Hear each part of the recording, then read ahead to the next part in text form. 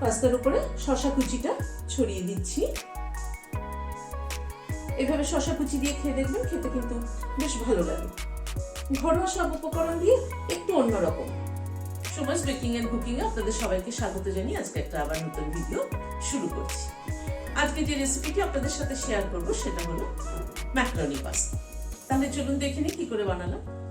প্রথমে ম্যাকারনিটা বয়েল করে নেব। এখানে 200 গ্রাম ম্যাকারনি নিয়েছি। জল ফুটছে, হাফ টিস্পুন নুন দিয়ে দিলাম, আর হোয়াইট অয়েল দিয়ে দিলাম হাফ টিস্পুন। ম্যাকারনিটা দিয়ে দিলাম।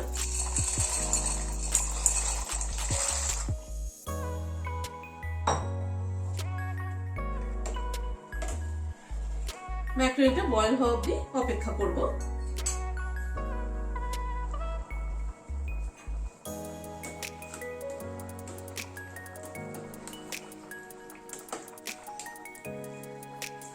ম্যাকারনিটা প্রায় 5-7 মিনিট মতো ফুটেছে।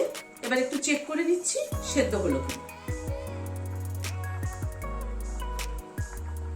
হ্যাঁ, সেদ্ধ হয়ে গিয়েছে। এবার গ্যাসটা বন্ধ করে আমি এটাকে স্ট্রেনারে ঢেলে দিচ্ছি। স্ট্রেনারে ঢেলে দেওয়ার পরে নর্মাল ওয়াটার দিয়ে একটু ধুয়ে নিচ্ছি, যাতে ম্যাকারনিটা স্টিকি না হয়ে যায়।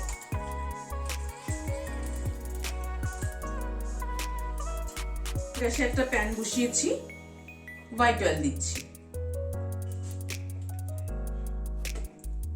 তেলটা একটু গরম হওয়া অবধি অপেক্ষা করব। তেলটা গরম হওয়ার পরে প্রথমে গাজর এরকম ডুমো ডুমো করে কেটে রেখেছি, গাজরটা দিচ্ছি। কারণ গাজরটা একটুখানি টাইম লাগে সেদ্ধ হতে, তাই প্রথমে গাজরটা দিলাম।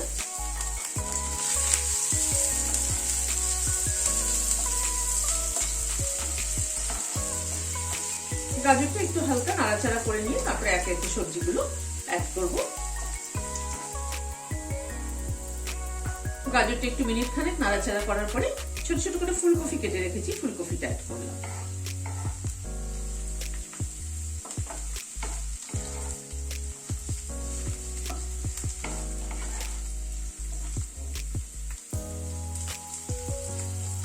ফুলকপিটাও একটু নাড়াচাড়া করার পরে বিনস এখানে ছোট ছোট করে কেটে নিয়েছি, বিনসটা অ্যাড করে দিলাম।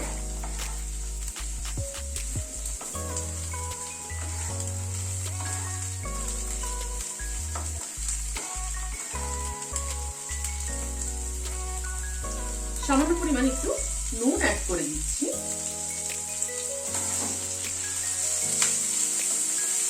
সব সবজিগুলো কিন্তু একসাথে দিতে পারতাম, কিন্তু একসাথে না দিয়ে আলাদা আলাদা করে দেওয়া হচ্ছে এই কারণে যে এক একটা সবজি কুক হতে এক এক রকম টাইম লাগে। কোনোটা একটু বেশি টাইম নেয়, কোনোটা একটু কম টাইমে হয়ে যায়।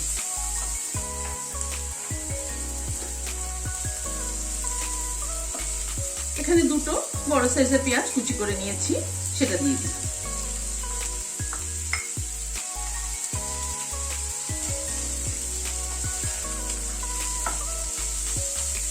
পেঁয়াজটা যদি আগে অ্যাড করতাম, পেঁয়াজটা কিন্তু সব সবজিগুলো ভাজা হতে হতে পেঁয়াজটা কিন্তু পুড়ে যেত, সেটা কিন্তু খেতে ভালো লাগতো না।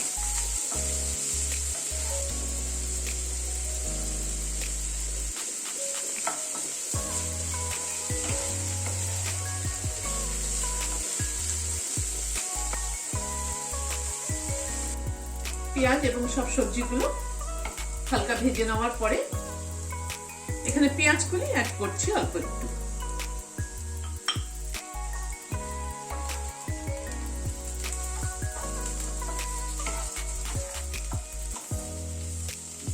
পেঁয়াজ কলিটা দিয়ে একটু নাড়াচাড়া করে নেব।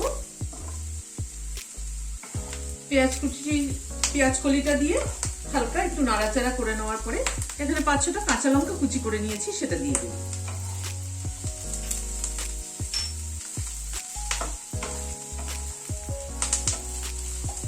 এবার পাস্তাটা অ্যাড করে দিচ্ছি।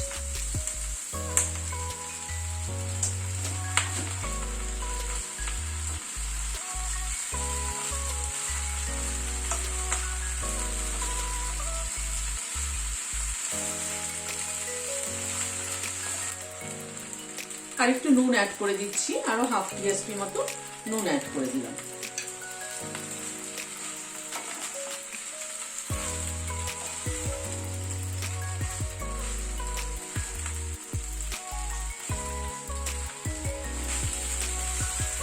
পাস্তাটাকে একটুখানি ফ্রাই করে নেব। একটু ফ্রাই না করলে কিন্তু খেতে ভালো লাগে না।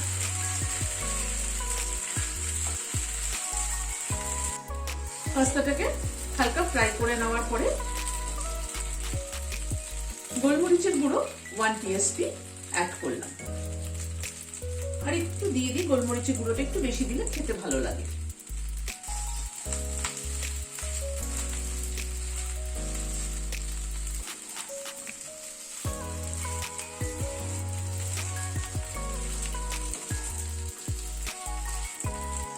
লাস্টে নামানোর আগে টমেটো সস, এখানে 2 টেবিল চামচ মতো টমেটো সস নিয়েছি, সেটা দিয়ে দিলাম।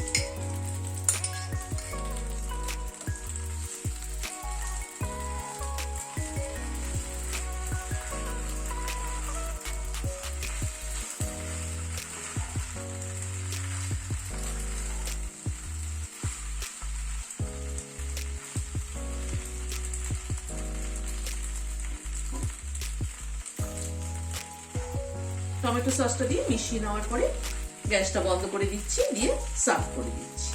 ঘরে থাকা সমস্ত সবজি দিয়ে অত্যন্ত সহজ উপায় পাস্তাটা তৈরি করেছি। সবসময় দেখুন সস টস দিয়ে ভালো লাগে না খেতে, একটু হালকার উপরে খেতে ভালো লাগে। তো সকালবেলার জল খাবারে বা বাচ্চাদের টিফিন দেওয়ার জন্য, স্কুল কলেজে টিফিনের জন্য কিন্তু এটা কিন্তু ভীষণ ভালো একটা রেসিপি। আপনারা বানিয়ে দেখবেন, আমার মনে হয় ভালো লাগবে। যদি ভালো লাগে তাহলে রোজকার মতো আজ আবার বলছি, বন্ধু বান্ধবদের সাথে শেয়ার করার অনুরোধ রইল। আর যারা এখন আমার চ্যানেলকে সাবস্ক্রাইব করেনি, প্লিজ সাবস্ক্রাইব করুন।